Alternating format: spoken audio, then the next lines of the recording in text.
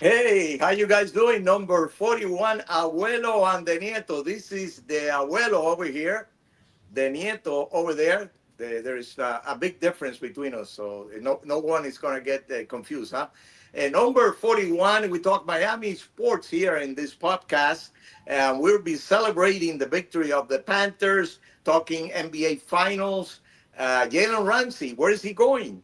Uh, some people are asking that, so we'll get into that subject matter also regarding the Dolphins. Inter Miami, they're doing well in the World Cup of Clubs. We'll talk a little bit about Messi and company. And of course, we'll have some of our segments, which are we have on weekly here, Miami Sports Trivia, and also recognizing a great Hispanic athlete. And we have a boxer. We have a boxer in today's podcast.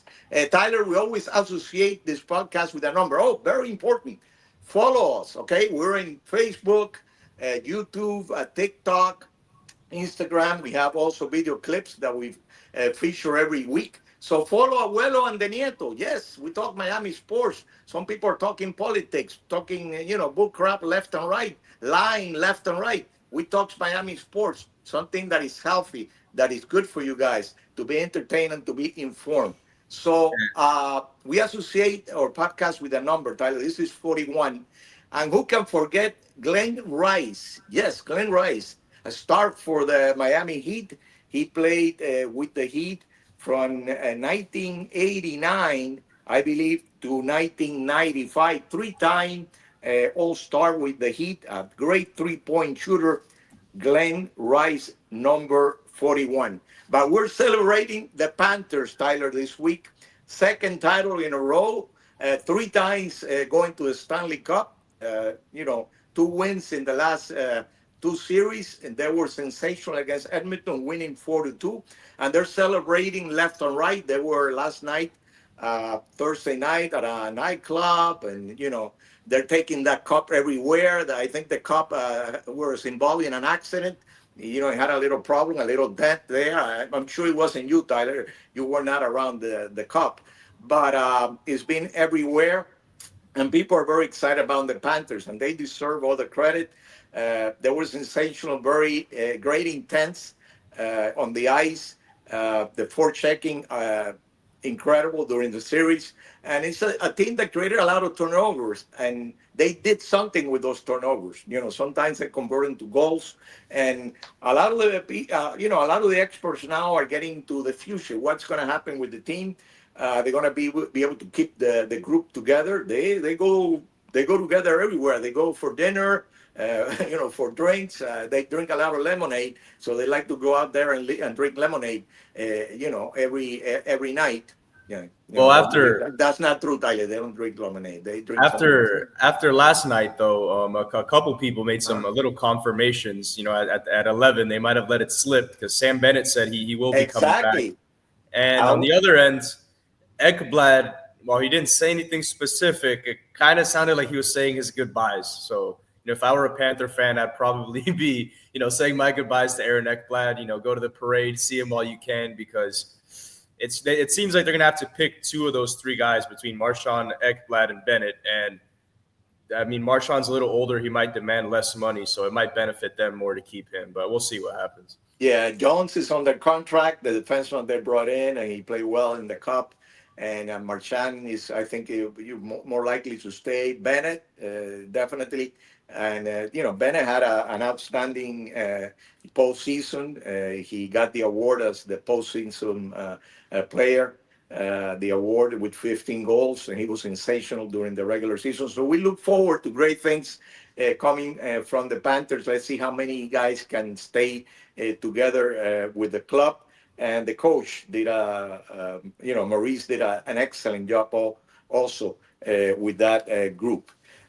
Miami Hispanic great players, athletes. We recognize, those athletes here in Abuelo and the Nieto, because sometimes they don't get the recognition that they deserve.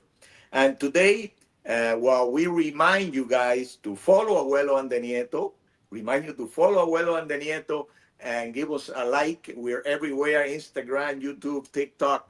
We remember Felix Trinidad. Felix Trinidad, one of the great Hispanic boxers of all time.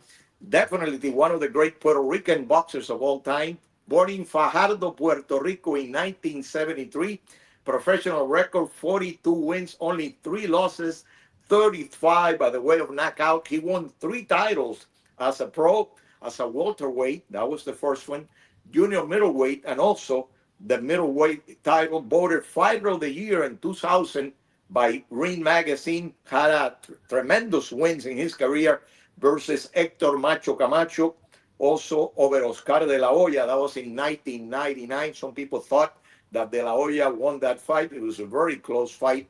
I had the pleasure of watching that fight. Pernell Whitaker and Fernando Vargas. He got wins against all those tremendous fighters. One of the great Hispanic fighters of all time, definitely, Mr. Felix Tito Trinidad, the Puerto Rican. And Tyler, uh, we have the NBA Finals, of course, going on. And we have a seventh deciding game coming up Sunday night.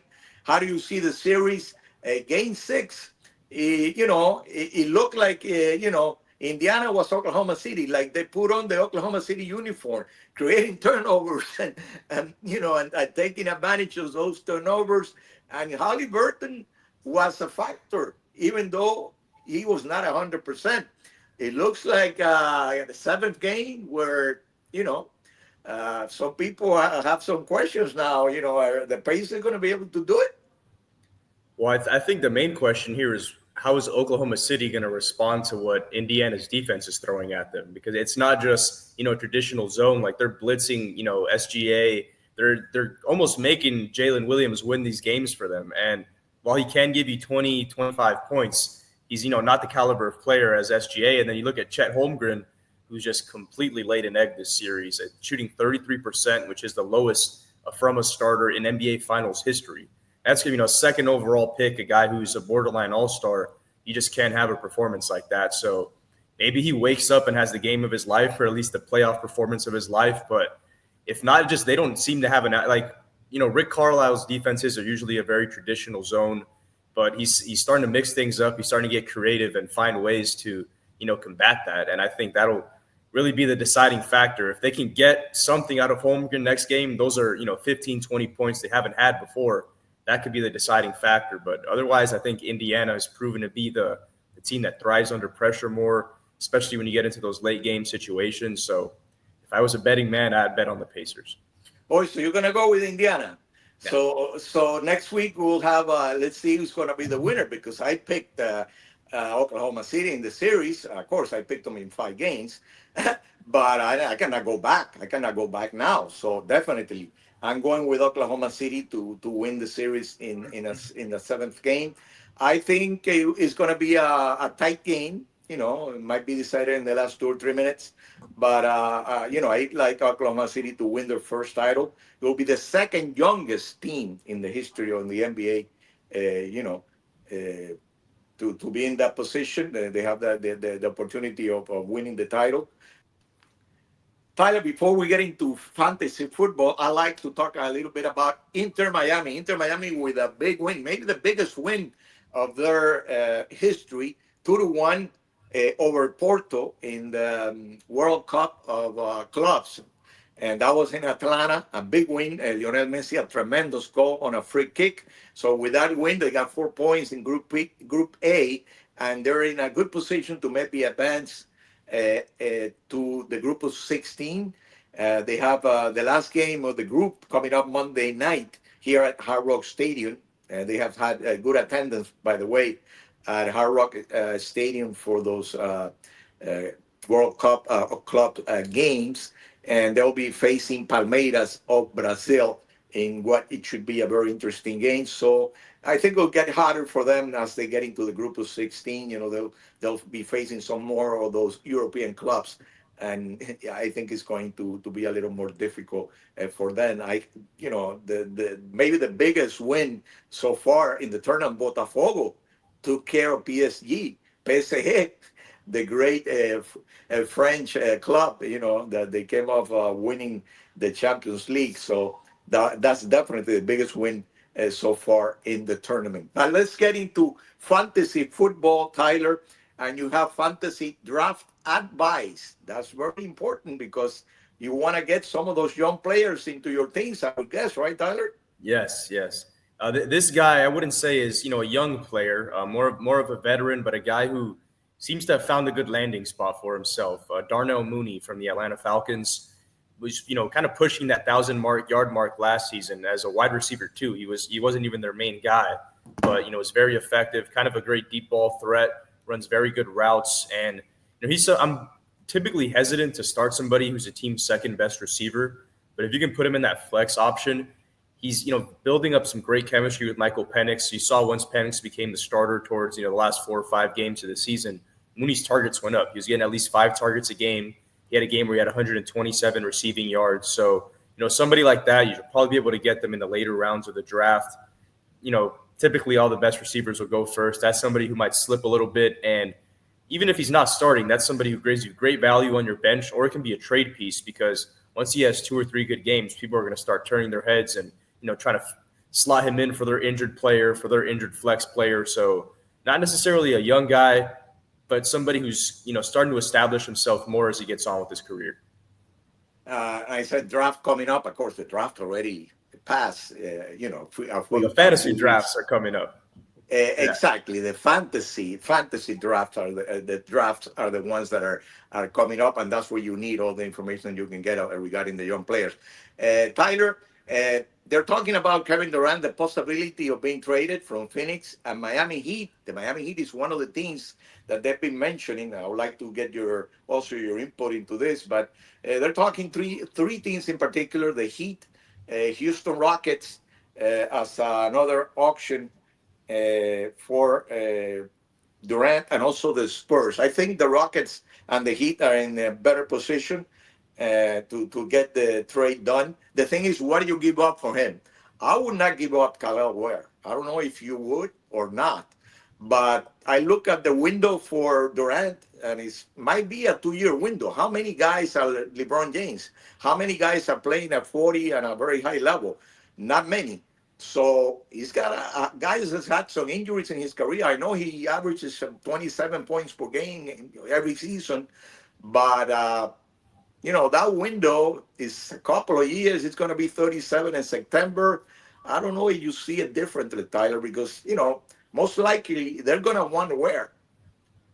I would say traditionally, I would see it differently, not just for Durant, but for, any other star. I would view the window to be closing. But his play style is just so unique in the sense of it's almost like 95% skill, 5% athleticism. You barely see him push it to the basket.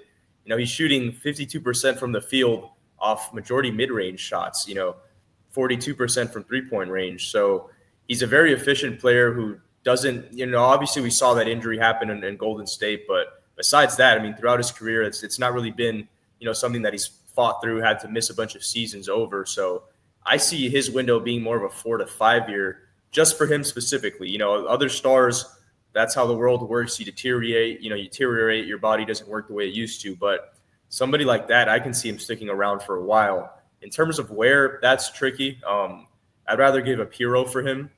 You went Really? missing. Yes. 100%. No, I don't think that's going to happen. I think where is a possibility, but I don't think it's going to. I don't think Hero is going to be involved. I would be very surprised. Well, the thing with that is there's also contracts in terms of the issues with salary dumps and things like that. So I understand. If they don't take on a big player like that, then they'd have to incorporate another team and make it a 3-team trade, because the teams that they're working with, that's kind of the issue with guys like that is, you have these players with these huge contracts, but at this point, there's only one team in the NBA that's going into this free agency with salary cap. It's the Brooklyn Nets. No other team has positive salary cap right now. So a lot of things are going to have to be worked out. If they don't trade a star, then they're going to have to offload somebody like you said, maybe Ware, Duncan Robinson, a sizable contract will have to go off the books. I think the numbers match up. If you get Wiggins and if you get Robinson, if you get another one of the young players, the numbers do. Yeah. They have done some analysis on that, and the numbers do match up. So Hero doesn't have to be in that trade. to be able to be done. Of course, you can get a 13 involved, and that's why the Nets were being mentioned, especially the last week. They have been mentioned as a possibility, and maybe another team could be involved also. It gets tricky when you're talking about big contracts. That definitely I understand that part of the NBA that makes it difficult. Talking trades, Tyler, Jalen Ramsey regarding the Dolphins. Uh, three things in particular have been mentioned: the Rams, Washington, and Dallas. But there might be other things interested. The thing is, I think the interest is not, there's not that much interest, in my opinion. And I think it's not the talent of the player, it's not his age. He's going to be 31, but he's very talented. He's still one of the best corners in the league. But the contract is the one that is making this very difficult. We're talking a guy that is going to make $24.3 million next season, and he's still on the books for 2 more years after that, or 3 more years for he's up to 72 million. So it's a lot of money, and especially next year, you're gonna have to move a big contract also out of that team probably. So it makes it difficult to accommodate that type of a contract, and that is, I think, the great difficulty in getting a trade for Ramsey. I think what the Dolphins might be looking for, they're looking for at least one good player that they can get back. We know they need defensive backs, and then of course, third round pick. I don't think they'll be able to get a second round pick due to the contract that Ramsey has got. But maybe they can get a third round pick next season, and a player that will be a starter, and that's something that could be done. But with that large contract, it's still, it's tricky. I think that once one top corner in one of those things gets hurt, then maybe the market changes at that time.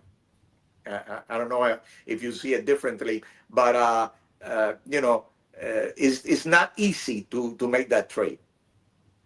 No, definitely not. And I think, with a player like Ramsey, I was kind of questionable about it just because of the fact that this team has already struggled defensively, and you're getting rid of, the player who plays arguably the most important position on But, defense. but by Tyler, remember when a player says he wants to go, Well, it's very but difficult. I, I'm not entirely sure if that, that was what was worked out though, because for example, you look at those three guys. We started off the offseason. It was shipping Jonnu Smith. It was shipping Jalen Ramsey. It almost felt like, not necessarily an agenda, but kind of some type of retooling that was going on with this team. And I just don't think, that I think it's something where they should try to work with him. At least try to present the opportunity and have him envision what it would look like to stay, the possible success that could happen here, because I think he's seeing it for himself now. There's not much of a market for him. So I think now is the time to make that second push and, kind of call him back and be like, hey, buddy, are we sure about this? Is this really what we want to do? Because you're making a lot of money here, and we don't know if you're going to make this money somewhere else. And at the end of the day, you could end up on a worse team that, some terrible team that has a bunch of money to spend for no reason. And then he's, wasting his years, not even touching the playoffs. So it's an interesting situation. Sometimes you leave a situation because you think it's not that great, and then you get into a situation which is a lot worse. Because after after starting in 26, I think that he can be moved, and he can be off of that contract, and they can move him off of that contract. So things might change. So it maybe for him doesn't look that great now, but you move somewhere else, and then quickly it gets a lot worse. That's also what happens.